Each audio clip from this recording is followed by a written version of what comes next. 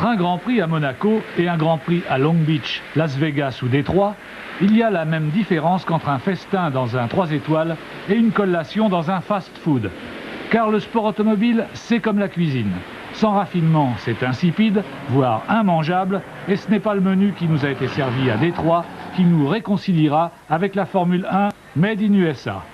Certes, c'est une consécration pour ce sport d'avoir trouvé droit de cité, c'est le cas de le dire, au pays des dollars. Certes, l'astucieux et compétent organisateur de Long Beach a mis au point une recette habile qui a fait école.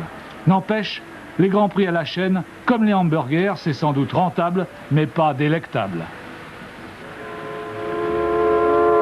Aux États-Unis, on surnomme Détroit Autoville. C'est en effet la capitale de l'industrie automobile américaine qui y regroupe la majorité de ses grandes usines.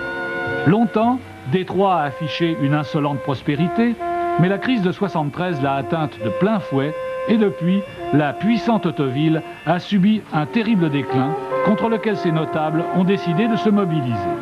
C'est avant tout pour redorer le blason de Détroit que le Grand Prix y a été monté, notamment sous l'impulsion de Henry Ford, qui a fait bâtir cet orgueilleux complexe immobilier au cœur de la ville, en a fait le symbole de son renouveau et a voulu le montrer au monde entier.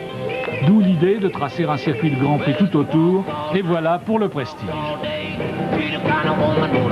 Autre avantage attendu de l'opération Grand Prix, remonter le moral des citoyens de Détroit, où près de 50% de la population noire jeune est au chômage.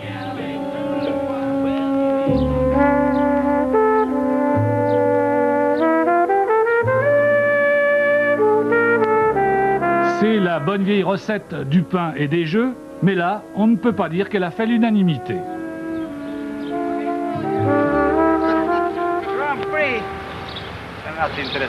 Le Grand Prix, Burk. Je m'en fous moi du Grand Prix. Ça fout le bazar en ville, ça fait un bruit d'enfer et surtout, ça coûte un tas de fric. C'est du gaspillage. Ils auraient mieux fait de le dépenser à quelque chose d'utile, ouais. Mais ce qui est en jeu, c'est la reconquête d'un marché déprimé et envahi par les concurrents japonais. Les Américains ont organisé ce Grand Prix pour améliorer l'image de leur marque, à défaut d'y participer comme Bernard Arnault et Renault. En principe, c'est plus simple, mais en réalité, on ne s'improvise pas organisateur de Grand Prix. Ceux de Détroit avaient été dispensés par la fédération de l'obligation de faire leurs preuves au préalable. Résultat de ce laxisme, jeudi, impossible de tourner, rien n'est prêt. Non, ce n'est pas un café que Rosberg se prépare, mais Arnoux aurait dû en boire un. Fureur de la majorité des pilotes qui s'estiment piégés. Le circuit n'est pas conforme, mais qui est responsable? Les officiels, interpellés, font valoir que Nelson Piquet lui-même l'a inspecté. Moi? Mais de quelle inspection parlez-vous? De celle du circuit. Quand? Oh bah il y a 2 mois je crois à peu près. Quand ça dites-vous? Mais non, vous êtes mal informé. Je suis en effet venu ici après Long Beach, mais il y avait 1 mètre de neige dans les rues. Alors je n'ai rien vu, et quand je suis rentré en Europe, j'ai prévenu Pironi. Je lui ai expliqué que je n'avais rien inspecté du tout, c'était impossible.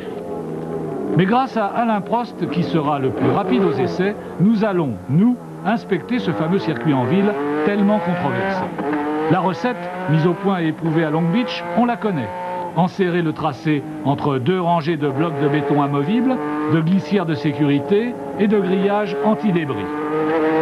Aménager, ici et là, quelques échappatoires, en utilisant des piles de vieux pneus pour absorber l'énergie des éventuelles voitures en perdition, et lâcher les fauves dans la rue. Oui, mais le sport automobile, disions-nous, c'est comme la cuisine. Du bon usage des recettes dépend la qualité des mets. À vous de juger si celui-ci possédait la saveur que l'on attend d'un authentique circuit de Grand Prix.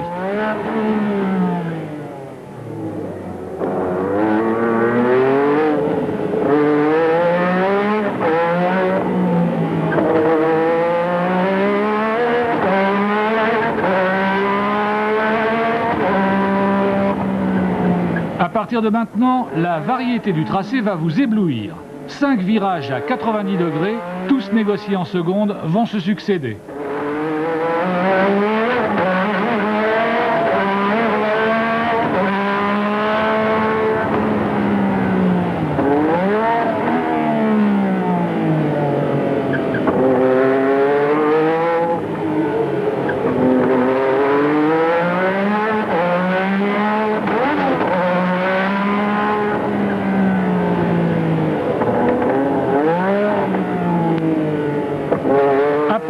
croiser une voie ferrée désaffectée, on pénètre dans un véritable boyau qui serpente entre les murets de béton.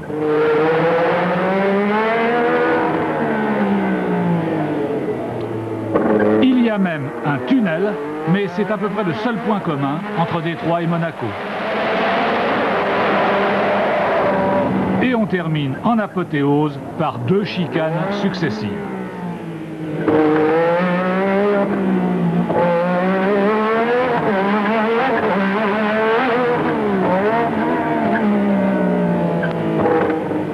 Tous les goûts sont dans la nature. Ce n'est pas que je n'aime pas courir sur ce type de circuit, seulement ici le revêtement est vraiment très bosselé. Et avec nos voitures actuelles, tellement dures de suspension, c'est difficile de conduire. Je préfère des circuits permanents. L'organisation n'est pas du tout rodée et je trouve ça un peu lamentable parce que la fin c'est très dangereux et qu'on aurait dû organiser une course avant ici pour que les gens soient rodés. Ils ne savent pas servir les extincteurs, ils ne savent pas nous détacher des voitures, ils ne savent rien faire. Le tracé est tortueux, la piste très étroite. En course, en cas d'accident, on ne pourra pas passer. Nous avons suggéré aux organisateurs une procédure de neutralisation. Ils préfèrent arrêter la course si nécessaire, pourvu qu'ils ne soient pas obligés de l'arrêter toutes les 5 minutes. Je pense que c'est une expérience qu'on ne devrait pas renouveler en Formule 1, parce que venir comme ça, faire une course de Formule 1 qui compte pour le championnat du monde sur un circuit qu'on n'a jamais vu et qui pose tous les problèmes qu'on a trouvés ici, c'est non seulement dangereux, mais en plus inintéressant. Vous le savez, la plupart des prévisions des pilotes se sont vérifiées. Il a fallu stopper la course lors de l'accident Patrese Guerrero, faute de grue pour évacuer les épaves, et l'incompétence de certains commissaires avait de quoi faire frémir. Tout s'est bien terminé, c'est vrai, mais nul doute qu'on a frôlé, sinon le désastre, du moins le ridicule. Et dire que d'autres mascarades de ce style nous menacent à New York et à Miami. Mais demain, heureusement, c'est sur